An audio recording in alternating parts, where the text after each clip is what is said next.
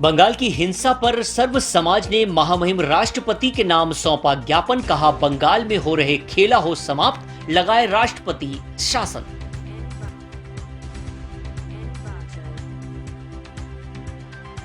पश्चिम बंगाल में 2 मई को चुनावी परिणाम आने के साथ ही मुख्यमंत्री ममता बनर्जी का खेला होबे अभियान शुरू हुआ,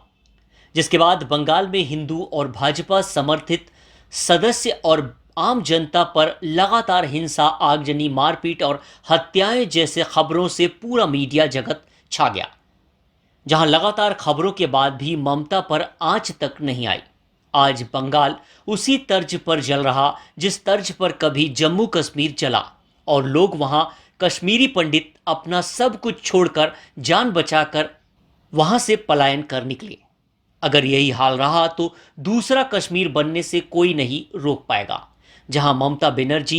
वोटों की राजनीति कर बांग्लादेशी मुसलमानों को बंगाल में बसा रही और बंगाल में रहने वाले हिंदुओं का जीना मुश्किल कर रही है,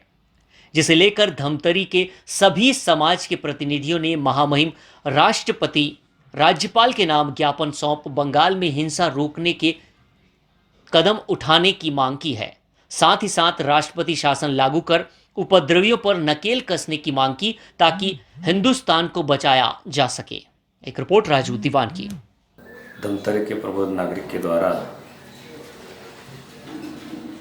धमतरी के कलेक्टर को राष्ट्रपति राज्यपाल के नाम से वर्तमान में बंगाल चुनाव के बाद टीम की सरकार बनने से वहां पर भारतीय जनता पार्टी और संघ विचारधारा के कार्यकर्ताओं की निर्मम हत्या की जा रही है। साथ ही वहाँ पर हमारे संघ विचारधारा कार्यकर्ता एवं भाजपा के कार्यकर्ताओं को प्रताड़ित किया जा रहा है। ममता सरकार को बर्खास्त करने आज हम धमतरी के प्रबुद्ध नागरिक सभी यहाँ पर राज्यपाल और राष्ट्रपति के नाम से हमने ज्ञापन माननीय कलेक्टर महोदय को सौंपा और हम नरेंद्र मोदी साथ ही गृह मंत्री अमित शाह से मांग करते हैं, जो संविधान के खिलाफ लोकतंत्र की हत्या करके वहाँ पर अशांत का वातावरण बनाना और तानाशाही हिटलरशाही राजतंत्र की स्थापना करना, ऐसे राजतंत्र लोकतंत्र की अनदेखी करने वाले ममता सरकार को जनहित में तत्काल बर्खास्त किया जाए। हम सभी प्रबुद्ध नागरिक धमतरी से और छत्तीसगढ़ से हम मांग करते हैं। आज हम यहाँ धमतरी में सभी समाज वाले एकत्रित हुए हैं। जो बंगाल में आज रक्त रंजित क्रांति चल रही है एक किस्म से, यह जो सत्ता के मदमस्त होकर ममता बनर्जी जी अपने आपा खो चुकी है और इस लड़ाई को व्यक्तिगत लड़ाई लेकर किसी समाज विशेष को प्रताड़ित करना, वहाँ की हमारी बहन बेटियों को प्रताड़ित करना, यह कैसी राजनीति है? ये तो हमारे समझ से परे है। बांग्लादेशियों को शरण देना या वोट बैंक की राजनीति करना, और वहाँ के जो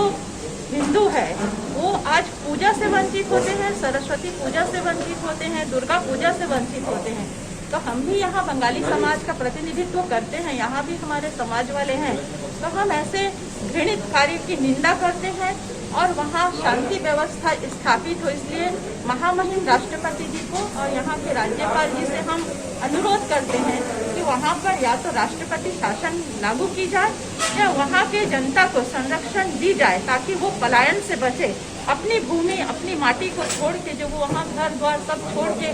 बाहर चले जा रहे हैं, तो उनके लिए यह कितनी दर्दनाक स्थिति है कि आज वो पलायन के लिए बाध्य हो रहे हैं। तो ऐसे में राष्ट्रपति जी से हम अनुरोध करते हैं कि वहाँ के जनता की रक्षा करें और उस घृणित मानसिकता वाली ममता बनर्जी को अपना कुकृत्य करने से रोके। जिस प्रकार से विधानसभा चुनाव होने के पश्चात एक विचारधारा के लोगों को लेकर जो टारगेट किया जा रहा है और सत्ता के संरक्षण पे, उनके कार्यालयों पे आग लगाना, के कार्यकर्ताओं को मारना और स्त्रियों का शील हरण करना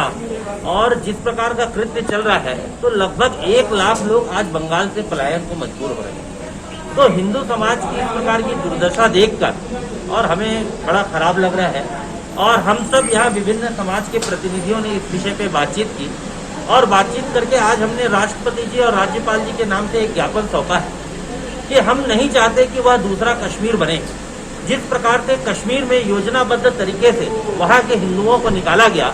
और उसी प्रकार से आज सत्ता के संरक्षण में बंगाल में हिंदुओं को प्रताड़ित कर उन्हें वहां से पलायन करने के लिए मजबूर किया जा रहा है और सत्ता का खुलेआम उसे संरक्षण मिल रहा है। हम आज आप सबके माध्यम से माननीय राज्यपाल जी और राष्ट्रपति जी से अनुरोध करते हैं कि ऐसे तत्वों के विरुद्ध कड़ी से कड़ी कार्रवाई करें, वहां के बांग्लादेशियों के विरुद्ध कड़ी से कड़ी कार्रवाई हो और जिस प्रकार से राजनीतिक संरक्षण उनको दिया जा रहा है, तो ऐसे तत्वों के खिलाफ कार्रवाई हो, वहां शांति स्थापित हो और किसी को भी पलायन करने के लिए मजबूर ना होना पड़े, ऐसा निवेदन करने के लिए आज हम सब यहाँ आए।